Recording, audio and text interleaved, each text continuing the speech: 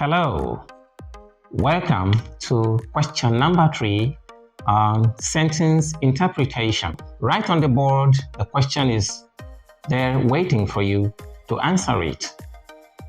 All but 2 ministers survived the recent cabinet reshuffle. What does it mean? Does it mean only 2 ministers missed the recent cabinet readjustment? Does it mean only 2 ministers lost their position in the recent cabinet readjustment? Only 2 ministers survived the recent cabinet readjustment, or that only 2 ministers didn't undergo the recent cabinet readjustment at all?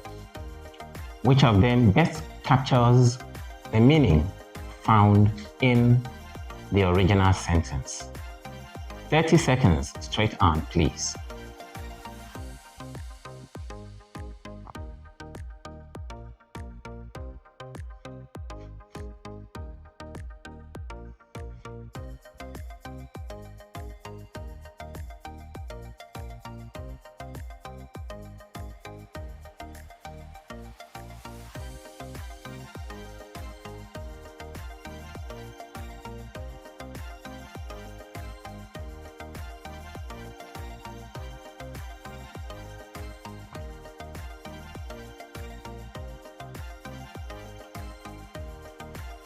Okay. Is the answer obvious now? Or is this another tricky one? Maybe it is, but not if we are familiar with how sentence elements can bear on meaning. All right, here the confusion may stem from the use of the preposition but.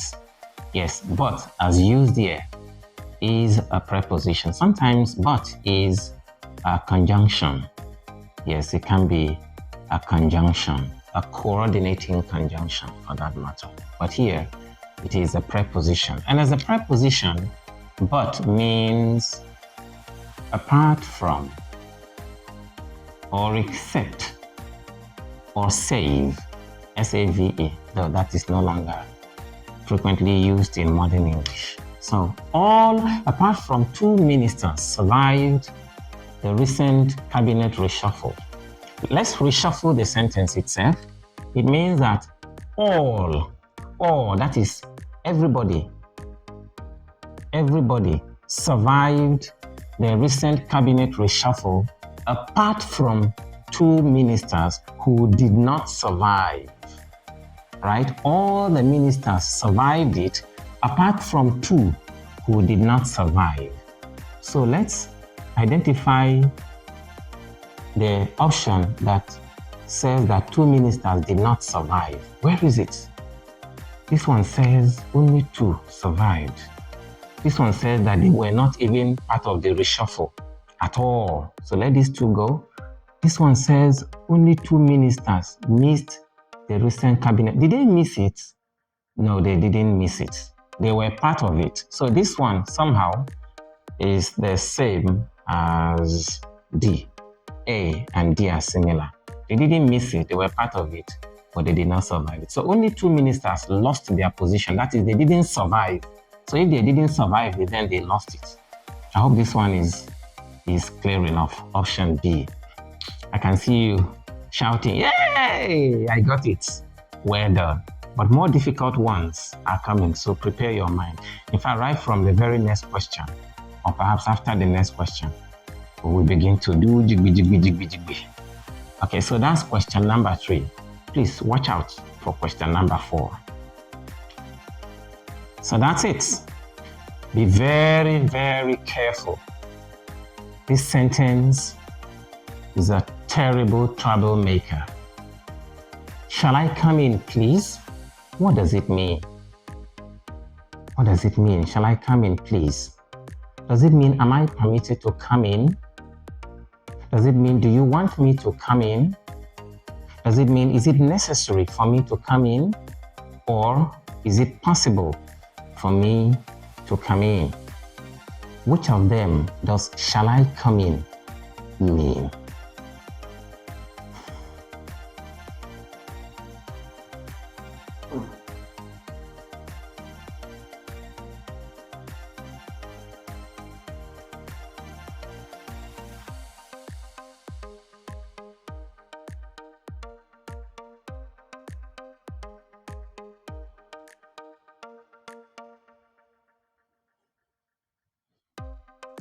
Ready?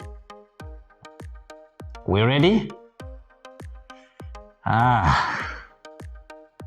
What's your choice?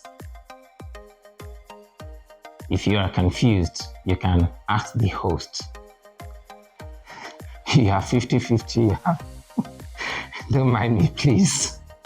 And I hope you are not doing expo anyway. You are not consulting any material. I want you to use your brain to tackle these things. After all, we will always provide the answers. So, but you can corroborate them. Corroborate. Corroborate. Not corroborate. Corroborate means confirm. You can confirm them after they have been given. Okay, so what goes there? The answer is not A, I'm sorry. Very sorry. B. Do you want me to come in? Yes. B. B is correct. Are you surprised? Or as it's popularly said, it shocked you? B is the correct option. Why? Why is it B? We're going to interpret each one of those sentences. Which verb, modal auxiliary verb, this is a modal auxiliary verb in the present tense. Which modal auxiliary verb would elicit the response or the question in A? Am I permitted to come in? That would be may I. May I means am I permitted? Am I permitted? ... All right. May I means what? Am I permitted? So anytime you ask someone, may I, you're asking, do you please permit me to? It's a polite request. The past tense of may is might. So what if I ask, might I come in? We hardly hear it. Might I come in? That would mean in case I wish to.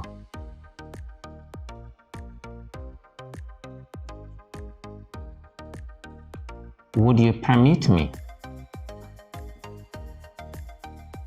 Blah, blah, blah. So might I come in later? In case I wish to come in later, would you please permit me to come in? Or it can also mean, is it probable, might I? Is it probable that I will come in later? Whichever. What about shall I? Shall I means, do you want me to? Whatever. Each of them is a question, so there must be a question mark. Shall I means, do you want me to? So if you ask your dad, Daddy, shall I go and call Junior? Shall I go? Do you want me to go and call Junior? Shall I? Do you want me to? Should I? Should is the past tense of shall, you know. Should I means,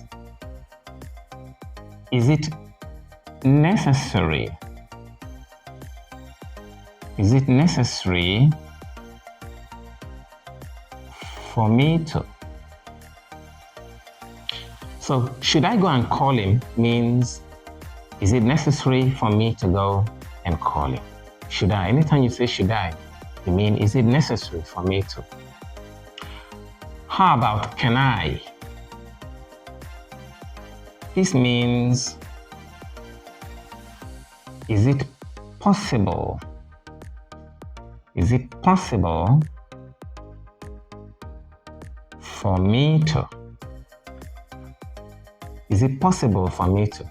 That's why we say, I can't do this thing, which means it is not possible for me to do it, which means I am not able to do it. Please, we cannot say, I cannot be able to. We don't say, I cannot be able to do it. We simply say, I cannot do it, or I will not be able to do it, or I am not able to do it. Never, I cannot be able to do it. Kindly take note. Can I means, is it possible for me to? It can also be used as a polite request anyway. Bam, bam, bam, or knock, knock, knock. Can I come in, please? Aha. Is it possible for me to come in, please? Or would you rather prefer that I wait a little and perhaps come later? Whatever the situation. The past tense of can is could. So what would could I come in mean? Could I come in? Do I have the right to decide whether or not to come in? Could I come in? Do I decide whether or not to come in? That is rarely used, if at all. Okay? How about ought I come in? Ought I come in? That means, am I supposed to come in? Ought I come in means, am I supposed to come in? We also have must I come in? Must. All these are modal auxiliary verbs. Must I come in means, is it compulsory for me to come in? Must I come in? Right? And then finally we have dare I come in. Dare I. Dare. D-A-R-E. Not dare, but dare. Dare I come in? What does it mean? Can you guess? Dare I come in means, do you challenge me to come in? When you tell someone, I dare you, you mean I challenge you to do something. So dare I come in? Do you challenge me to come in? Depending on what you have in mind, there is a modal auxiliary verb. Modal auxiliary. Please mind the spelling of auxiliary. There is liar in auxiliary. Auxiliary. Some people spell it with L-L. No, it's one L. There is liar and then Y. We'll treat that when we do spellings. Another very interesting aspect of the English language. So that's question number 2. Watch out for question, or rather question number 4. Watch out for question number 5. Thank you very much for watching this part 2. This is English with Daddy Mike, sponsored by Cheshire Internet Test and Training Center, Manchester, United Kingdom. See you again very soon when we treat question number 4, or rather 5, to wherever it takes us.